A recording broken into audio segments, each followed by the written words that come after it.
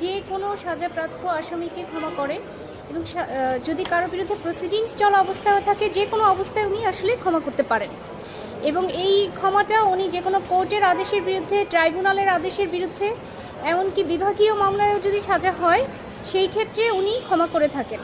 আমাদের দেশে এই যে রাষ্ট্রপতির আনফ্যাটার্ড পাওয়ার, সেগুলির এক্সট্রিমলি অ্যাবিউজ হয়।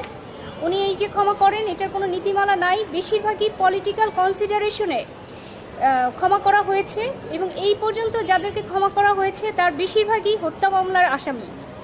এবং এর মধ্যে আপনারা জানেন আসলাম ফকির, তাকে একটা মার্ডার কেসে ক্ষমা করার পরে তিনি বের হয়ে গিয়ে আরেকটা মার্ডার করেন। আপনারা জানেন যে জোসেফ, যে টপ টেরর লিস্টে, পুলিশের টপ টেরর লিস্টের মধ্যে সে ছিল এবং সে সাবেক সেনাপ্রধানের ভাই হওয়ার ফলে ক্ষমতার অপব্যবহার করে তাকে ক্ষমা করা হয়। এর আগে সাব্বির আহমেদ গামা কিলিং কেস, সেখানে 20 জনকে একাধারে ক্ষমা করা হয়।